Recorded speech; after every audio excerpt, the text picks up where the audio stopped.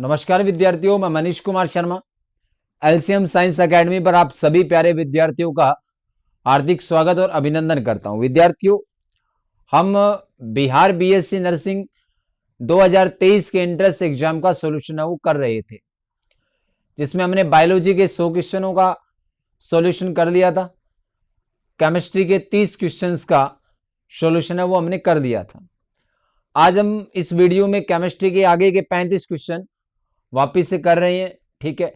उसके बाद में आपके 35 क्वेश्चन हो रहेंगे, मतलब आपके 2023 में जो केमिस्ट्री से 100 क्वेश्चन आए थे उनका जो हल है वो सॉल्यूशन है वो हम कर लेंगे। तो शुरू करते हैं क्वेश्चन नंबर 31 से। 30 हमने कर लिए थे, पीछे का वीडियो देख सकते हो आप। क्वेश्चन कह रहा है कि निम्न में से कौन सी अभिक्रिया में कार्बन बंध नहीं बनता है। कैसी अभिक्रिया जिसमें जो प्रोडक्ट होगा उसमें कार्बन कार्बन के बीच में बॉन्ड नहीं बनेगा।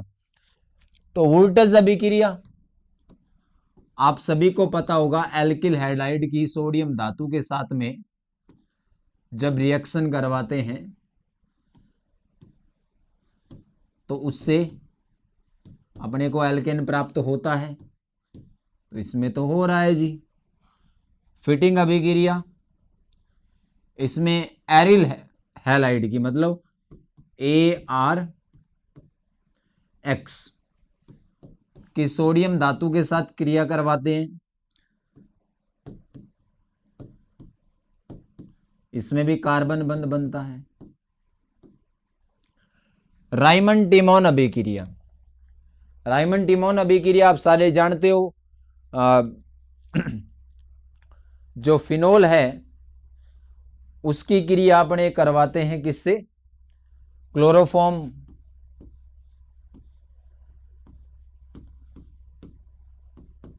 सोडियम हाइड्रोक्साइड,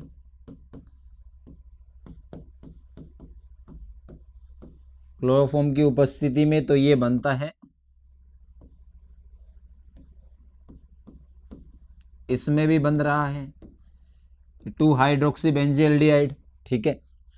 कैनिजारो अभिक्रिया कार्बोक्सिलिक अम्ल की अभिक्रिया जिसमें कार्बोक्सिलिक अम्ल के 2 अणुओं में एक का अपचयन होता है और एक का ऑक्सीकरण होता है, वो कौन कैनिजारो अभिक्रिया होती है, उसमें कार्बन बंध नहीं बनता। तो ऑप्शन नंबर 2 अपना सही होगा। अगला क्वेश्चन जी, प्रोपेनॉन से साइनोहाइड्रिन का बनना किस तरीके की अभिक्रिया है? ये लो जी, प्रोपेनॉन, इसकी हाइड्रोजन साइनाइड से रिएक्शन करवाते हैं तो ये बनता है इस तरीके से।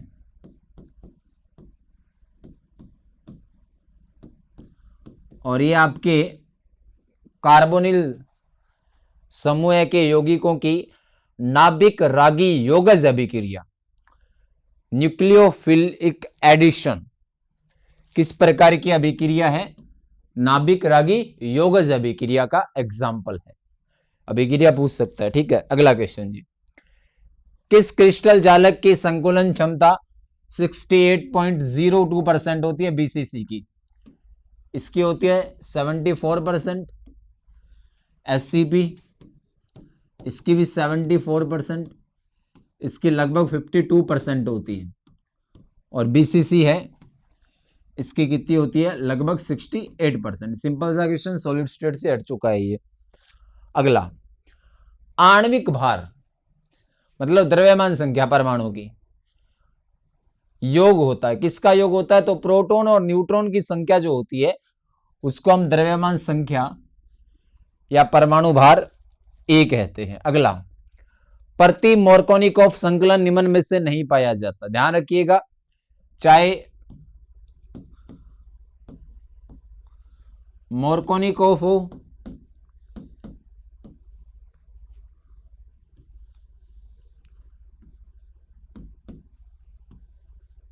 या प्रति मोरकोनिकॉफ,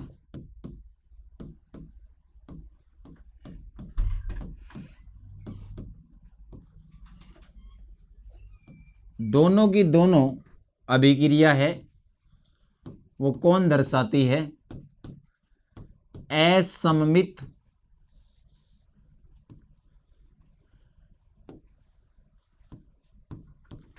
एल्कीन या एल्काइन। अब इसमें आप देख लो कि सममित कौन सा है। सममित जो होता है मतलब डबल बॉन्ड या ट्रिपल बॉन्ड के दोनों ओर एक जैसे अगर एल्किल समूह हो तो वो नहीं दर्शाएगी। जैसे प्रोपीन है, प्रोपीन क्या होगा, CH3 CH double bond CH2, double bond के दोनों ओर एक जैसे है क्या, नहीं जी। ब्यूटीन 1 इन, CH3 CH2 CH double bond CH2, ये भी सम्मित नहीं है, ठीक है। पेंटीन 1 इन, CH3 CH2 CH2 CH double bond CH2, ये भी असम्मित है। इस पे आओ, ब्यूटीन 2 इन, CH3 CH double bond CH3, ये शायद सम्मित है, तो ये प्रति मार्कोनिकॉफ संकलन है वो नहीं दर्शाएगी, ध्यान रखिएगा। ये सिंपल सा क्वेश्चन है, ठीक है। अगला क्वेश्चन जी, निम्नलिखित युग्मों में से कौन सा सही सुमेलित नहीं है। Rutherford proton, J Thomson electron, neutron James सैंडविक, बोर समस्थानी। गलत बात है, ये नहीं दी थी बोर ने। कैसीराइट, कैसीराइट होता है SnO2, तो किसका है जी ये, टिन का। अगला क्वेश्चन, किसी स्वतः प्रक्रिया के लिए डेल्टा जी मुक्त ऊर्जा क्या होता है, डेल्टा जी या गिब्स ऊर्जा समीकरण।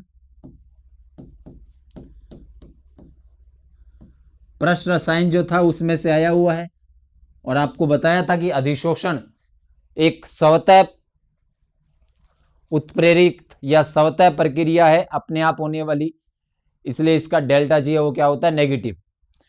तो डेल्टा जी क्या होना चाहिए, ऋणात्मक। अगला क्वेश्चन मित्रों, किस जलीय विलयन की पीएच 7 से कम होती है। जो एसिडिक लवण होगा उसी की, और आपको यहां पे साफ दिखाई दे रहा होगा KNO3 अम्लीय लवण है, इसलिए इसकी पीएच क्या होगी, 7 से कम। NaOH प्रबल क्षार है, NaCN प्रबल है, FeCl3, तीनों की पीएच 7 से ज्यादा होगी या 7 होगी। अगला क्वेश्चन, किसमें बंद कोण सबसे कम होता है। ये पी ब्लॉक से बंद कोण में आपने इसका क्रम पढ़ा होगा, H2S सल्फर, उसके बाद में अमोनिया, मेथेन और जल। इससे ज्यादा होता है जल का, जल से ज्यादा होता है अमोनिया का, और अमोनिया से ज्यादा होता है मेथेन का। बंद कोण सबसे कम पूछा है, सबसे ज्यादा भी पूछ सकता है जी। ये पी ब्लॉक में था, हट चुका है। अगला क्वेश्चन, निम्न में से कौन अक्रिय गैस के नाम से जानी जाती है, जिनो। ये तो सभी को पता है, सिंपल सा क्वेश्चन था। अगला क्वेश्चन, रेडियोधर्मी क्षय क्रिया अभिक्रिया की कोटि। रेडियोधर्मी जितनी भी अभिक्रिया है सारी की सारी प्रथम कोटि की अभिक्रिया है। कैसी अभिक्रिया है, प्रथम कोटि की। बढ़ते हैं अगले क्वेश्चन पे। डाइक्लोरो बिस यूरिया कॉपर सेकंड का सूत्र होगा। इसमें थोड़ा सा एक ऑप्शन में चेंज है, मैं आपको बता देता हूं सीधा, ठीक है। जो फॉर्मूला होगा CuCl2, कॉपर सेकंड है तो Cl, क्लोरो है Cl2, कॉपर सेकंड है तो Cl है वो कितना होगा, 2। उसके बाद में बिस यूरिया, ये मंजिला ब्रैकेट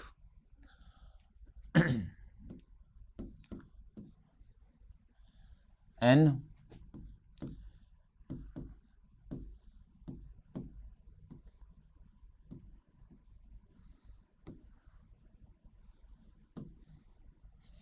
ये होगा जी इसका सही फॉर्मूला। आई बात समझ में। तो इसमें तो हालांकि है नहीं ये, चाहिए 2 बार है ना, 20, ठीक है। अगला question, hydrogen bomb, hydrogen bomb नाभिकीय संलयन प्रक्रिया का है, ठीक है। अगला जी, निम्नलिखित में से सबसे छोटा धनायन, धनावेश की संख्या बढ़ने से परमाणु आकार कम होगा, और ऋणावेश की संख्या बढ़ने से परमाणु आकार बढ़ेगा। पढ़ा होगा आपने पीरियोडिक टेबल में।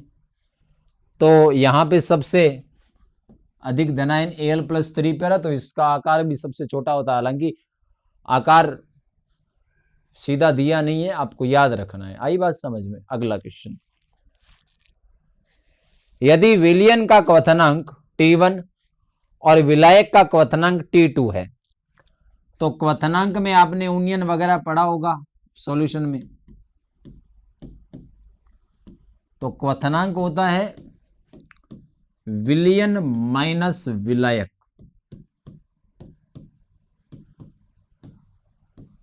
विलयन क्या है जी? T1 और विलायक क्या है? T2। सेकंड ऑप्शन क्लियर है। अगला क्वेश्चन जी, PS3 व 5 के दो बफर विलयनों के लिए समान आयतन पर परिणामी विलयन की पीएच।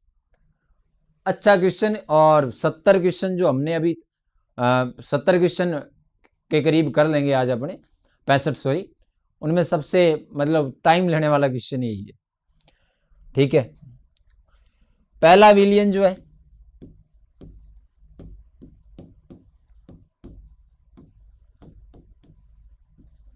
उसकी पीएच कितनी है? 3। तो पीएच से अपने हाइड्रोजन आयन की सांद्रता निकाल सकते हैं। जो पीएच होती है वो 10 की घात में लग जाती है माइनस में, पता होगा आपको। ठीक है, उसके बाद में दूसरा जो विलयन है उसकी पीएच 5 है। लो जी,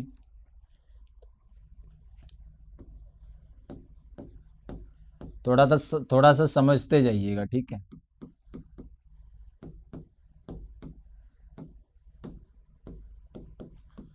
पांच है। तो इसकी हाइड्रोजन प्लस आयन सांद्रता 10 की घात कितनी हो जाएगी? 5। दोनों की टोटल करेंगे परिणामी, क्योंकि आयतन समान है। तो परिणामी निकालने के लिए हमें क्या करना पड़ता है? जितना है बटा में उसकी संख्या। ठीक है, या परिणामी H+ आयन, क्योंकि दोनों को मिला दिया गया है। ठीक है, तो देखिएगा 10 की घात -3 प्लस 10 की घात -2 बटे में संख्या कितने है? ये 2 है। ये लो जी। अब इसमें अगर मैं 10 की घात -3 को कॉमन ले लूं तो क्या बचेगा? H+। लो जी, 10 की घात -3 1 प्लस 10 की घात -2, क्योंकि 5 था 3 कॉमन ले लिया, बटे में 2 H+। इसको मैं ये लिख सकता हूं 1 प्लस 0.01 बटे 2। तो ये कितना आएगा? 101 बटे 2। तो ये लो जी, 10 की घात -3 प्लस, ठीक है,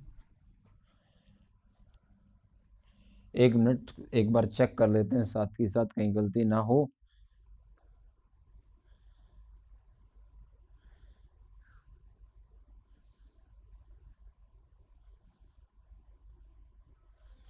सही है, प्लस कहाँ से आ गया? गुणा में होगा ना,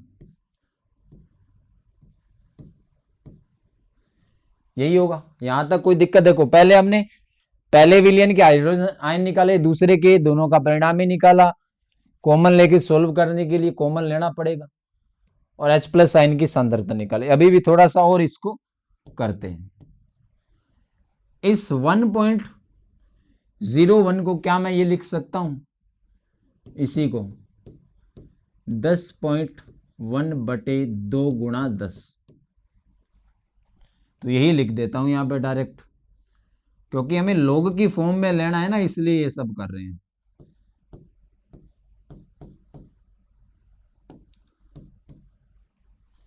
यही होगा सर, 10.02।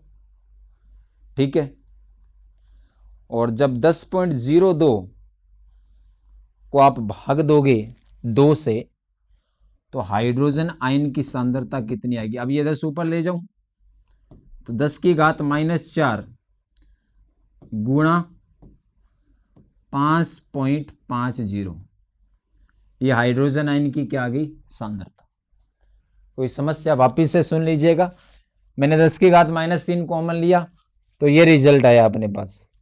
इसको मैं ये लिख सकता हूं क्योंकि 1/10 100 है तो 0.01 और 1 को जोड़ा तो 1.01/2 1.01 पॉइंट 1 के बाद 2 के बाद पॉइंट है, मैंने 1 के बाद कर दिया तो बटे में क्या आ गया 10 तो 101 सॉरी 10.1/2 गुणा 10 तो इसको सॉल्व किया तो ये आया। अब थोड़ा सा पीपीटी लेनी ही पड़ेगी। H प्लस क्या आया है अपने पास में 10 की घात -4 गुणा 5.05 यही आया है। अब लोग निकालते हैं तो आपको पता होगा पीएच बराबर पीएच निकालनी है -log H प्लस डालो जी इसको pH बराबर -log H प्लस क्या है 10 की घात -4 गुणा 505 ठीक है गुणा में है तो प्लस में आ जाता है साइन log 10 की घात -4 प्लस log या माइनस तो रहेगा ना log का log 505। यहां तक कोई समस्या आई है क्या। देखो वापिस से H प्लस आयन की सांद्रता रखी -log में तो ये क्या आया -log 10 की घात -4 गुणा 0.505। अब इसको ये गुणा में होता है तो log में प्लस हो जाता है, आप सभी को पता होगा।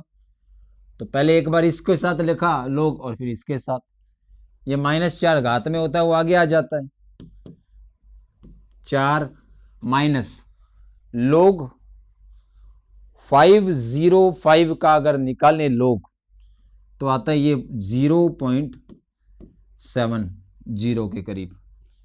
तो इसमें से घटाएंगे तो शायद 3.3 के करीब pH आएगी। तो इसका सही उत्तर क्या होगा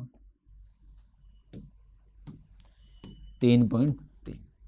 एक बार वीडियो को वापस से देख लेना अगर इस क्वेश्चन में थोड़ी सी समस्या हो तो, और फिर दोबारा समझना है तो आप कमेंट सेक्शन में लिख सकते हो। अगला क्वेश्चन इक्वेशन ई नोट बराबर RT बटे NF नेंसर्ट समीकरण है, ये तो पता ही है रटी हुई होगी। नाइलॉन 66 हेक्सामेथिलीन डाइअमीन प्लस में 16 डाई एमिनो हेक्सेन ठीक है। तो ऑप्शन नंबर डी ये तो हट चुका बहुलक। अगला क्वेश्चन जी रासायनिक विन्यास, यहां पे ए है बी है ए है, यहां पे बी है ए ये ट्रांस समावेवी है। अगर दोनों तरफ एक जैसे होते तो क्या हो जाता सिस, लेकिन ये कैसा है ट्रांस है जी ठीक है। अगला प्रोटीन का एक उदाहरण है इंसुलिन हार्मोन है, वो क्या है एक प्रोटीन अणु है। जीवित कोशिकाओं में सबसे महत्वपूर्ण ऊर्जा संवाहक है एटीपी। अगला ये अच्छा क्वेश्चन है जी रासायनिक ऊर्जा, अपने पहले गिब्स ऊर्जा समीकरण लिख लो delta G delta H minus T delta S. अपने को पूछी क्या है डेल्टा जी किलो जूल में, तो अगर कोई वैल्यू है वो जूल में दे रखी है तो उसको किलो जूल में बदलना पड़ेगा। लो जी डेल्टा एच कितना है 150 किलो जूल, बदलने की जरूरत नहीं है, माइनस टेम्परेचर 300 केल्विन गुणा में डेल्टा एस 100 जूल केल्विन है या 100 जूल प्रति केल्विन है, तो इसको अपने को किलो जूल में बदलना पड़ेगा। तो बटा में 1000 लगाऊं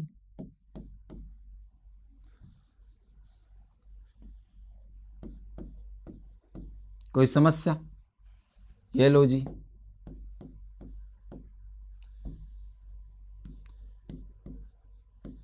डेढ़ सौ माइनस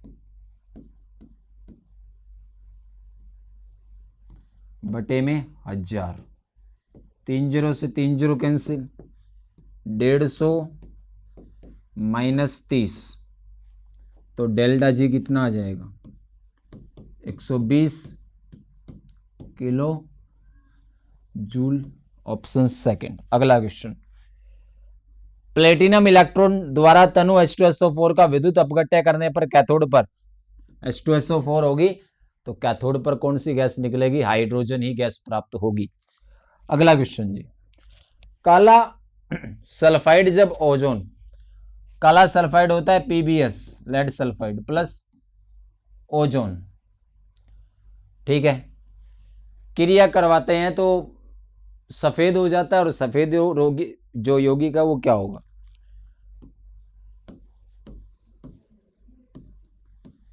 PbSO4 प्राप्त होता है, और उसी के कारण सफेद यौगिक प्राप्त होता है। ये इसका इक्वेशन है, पी ब्लॉक से है, ठीक है, हट चुका। निम्न में से एक डाई शर्करा, दुर्ग शर्करा लैक्टोज है, डाई होती है ये भी, इक्सो सुक्रोज गन्ने में होती है, द्राक्ष शर्करा ग्लूकोज मोनोसैकेराइड है ये, तो यही अपने से पूछा है। अगला जी,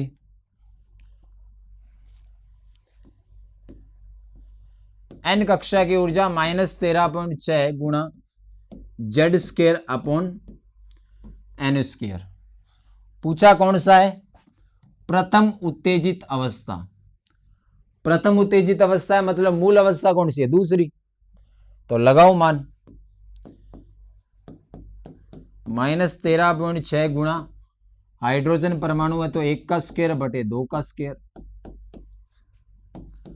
-13.6 बटे 4 तो -3.4 इलेक्ट्रॉन वोल्ट।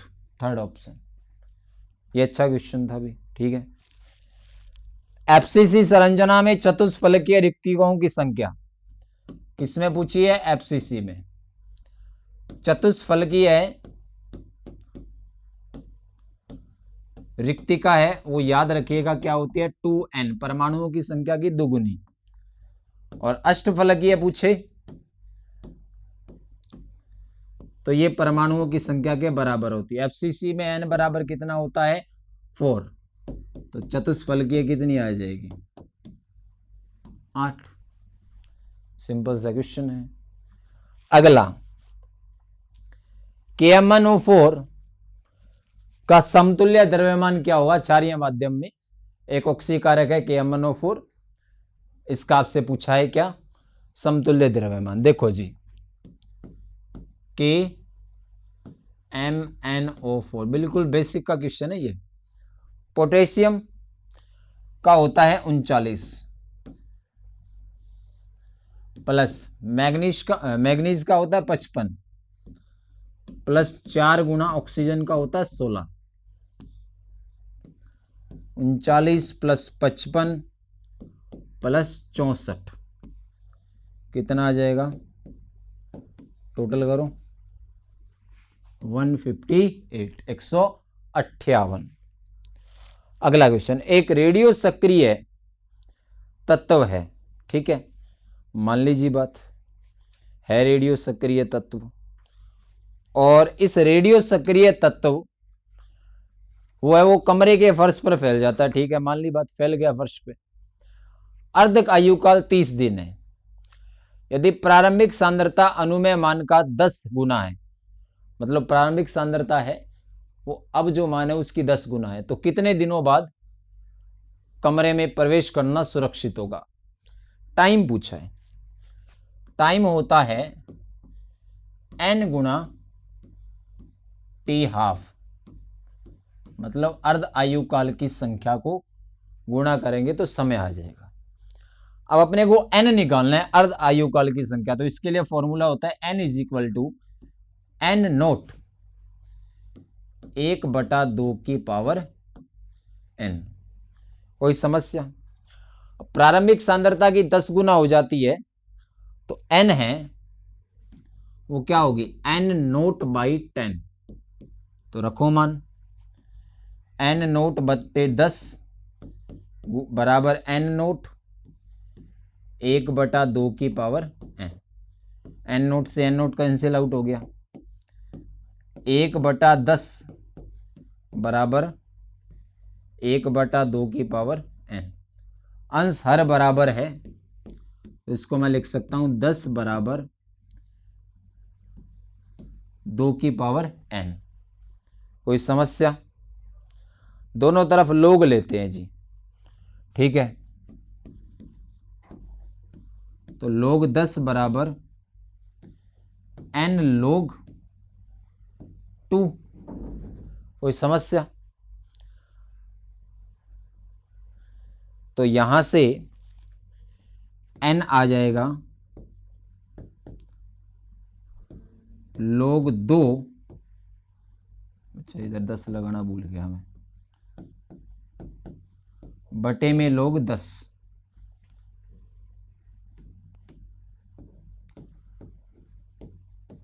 log 10 का मान होता है 1, तो n बराबर कितना आ जाएगा,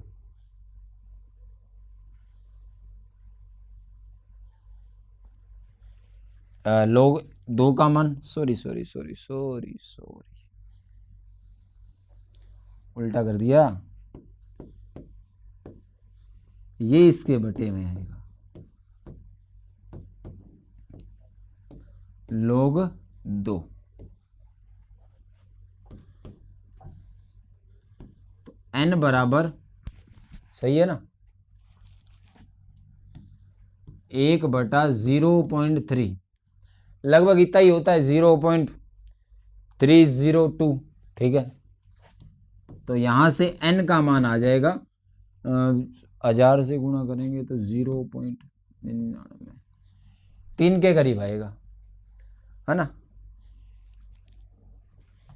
या अपने इसको 3.32 के करीब आएगा। अब यहां पे रख दो, इसमें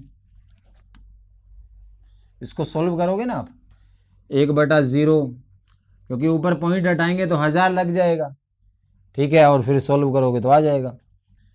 तो t बराबर 3.3 गुणा 30 अर्ध आयुकाल, तो ये लगभग 99 के करीब आएगा, और आंसर क्या आ जाएगा, 100 दिन।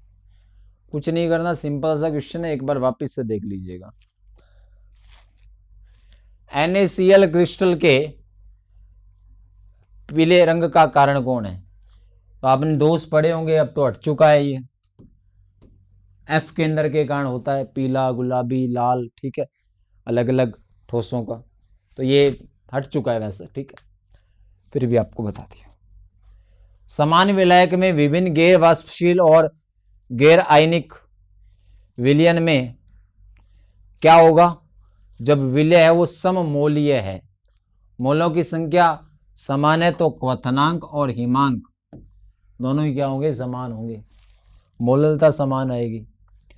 निम्नलिखित में से उपयुक्त अभिकर्मक जिसमें 1 फिनाइल प्रोपेन को बेंजोइक अम्ल में बदलना है, एल्केन को कार्बोक्सिलिक अम्ल में बदलना है, तो ऑक्सीकरण करवाना पड़ेगा।